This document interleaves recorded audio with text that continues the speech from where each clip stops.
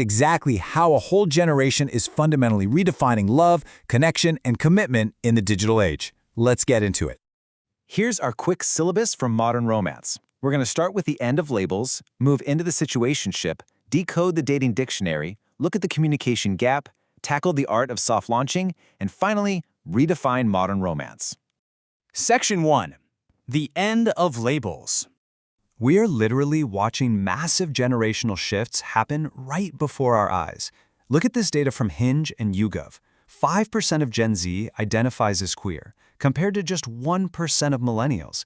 But honestly, it goes way beyond just identity. It's about action. Gen Z is actually 21% more likely to date across a spectrum of gender expressions. What we're seeing here is a generation rapidly abandoning rigid, predetermined definitions. They're embracing unexpected attraction, and most importantly, they're letting the human connection lead the label, rather than the other way around. Hinge's love and connection expert Mo Ari Brown really hits the nail on the head here. As they put it, true compatibility isn't about matching labels. It's about how you show up for each other.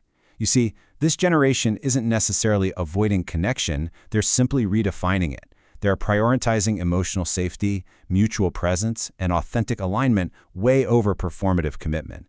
Because let's be real, a label doesn't actually guarantee effort or honesty, and daters today are highly aware of that. Moving right along to Section 2, welcome to the situationship. The situationship. It's the ultimate gray area of modern dating, right?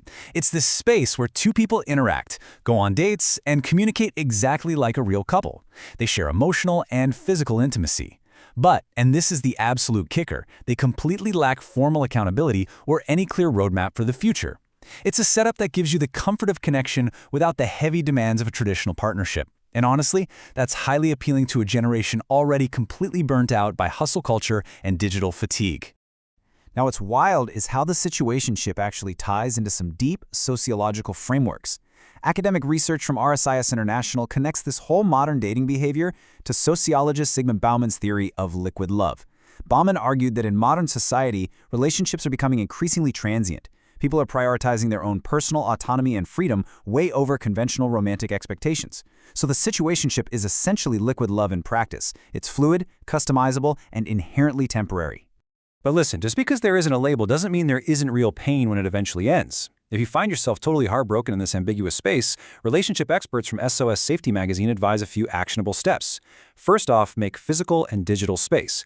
Second, you have to acknowledge that the relationship and the emotional cost was completely real, even without a title. Then, turn the focus back to your own joy and reframe the whole experience as a lesson in what you truly need from your next connection so you can regain your independence. All right, Section 3, Decoding the Dating Dictionary. Ever get that completely random thinking of you text after like weeks of radio silence? Yeah, you've experienced breadcrumbing. This term perfectly captures how digital communication makes it incredibly easy to just keep someone on the hook. It basically allows a person to maintain a socially acceptable emotional distance while still getting that quick ego boost of someone else's attention. But hey, it isn't all bad news. On the flip side, we're seeing some highly positive linguistic trends pop up, like the slowments. This shows that a lot of daters are actually rebelling against that fast-paced, superficial swiping culture.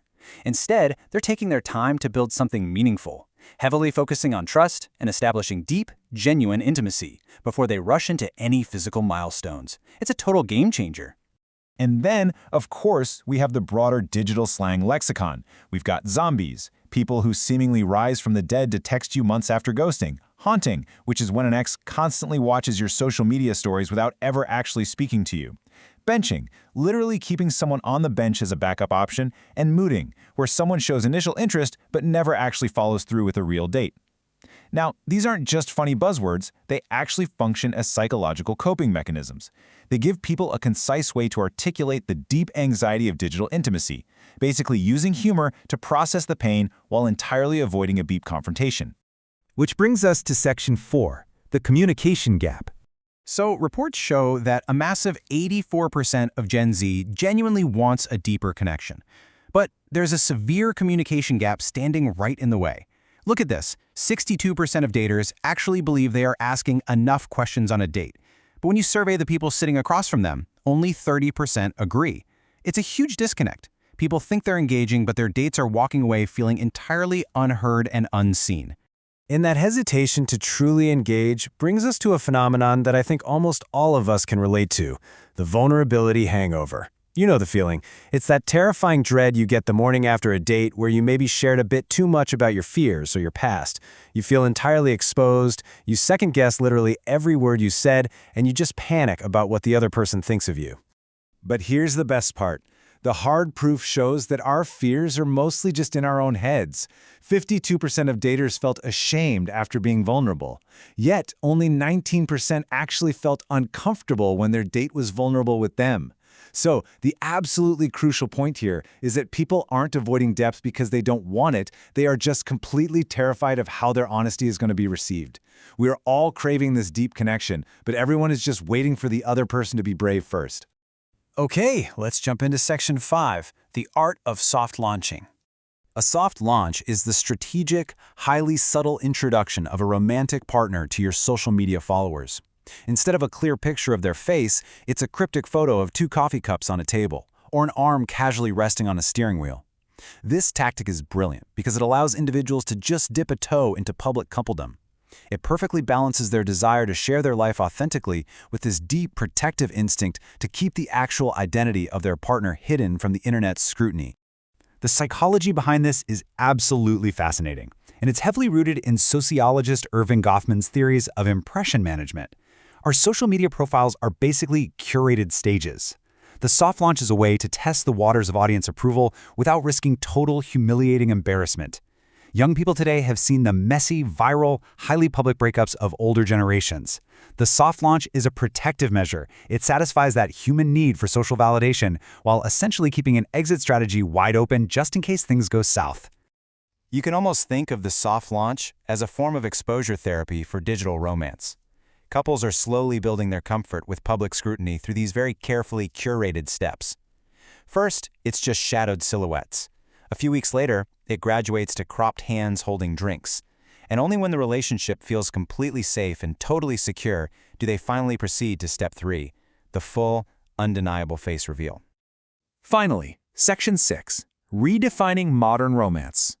So how do we survive this? Relationship experts advise actively bridging that communication gap using a mix of old-fashioned bravery and modern tech. First, just be the one brave enough to ask thoughtful follow-up questions. Interestingly, 67% of daters now want sober dates. They're ditching the alcohol to form more genuine, clear-headed connections. Furthermore, daters are leaning hard into tech for authenticity. 35% want to communicate via voice notes just to hear real tone and emotion. And get this, a staggering 60% of younger Gen Z daters are actually consulting AI as a virtual second opinion for dating advice. Lead relationship scientist Logan Urey really sums up the ultimate takeaway of our entire explainer beautifully here. She says, past all the clever slang, the digital barriers, and the carefully cropped soft launches, genuine human connection still relies entirely on one thing, the courage to be vulnerable. It's simply about showing up honestly, especially when it feels uncomfortable. So as we wrap up this explainer, I want to leave you with one final thought to carry with you today. As you log off, put your phone down, and step back out into the real world. Ask yourself, are you letting the raw human connection lead the label, or are you letting the pressure of a label dictate the connection? Take a moment to really decide what matters for your next romantic chapter. Thanks so much for joining me on The Explainer today, and keep asking the big questions.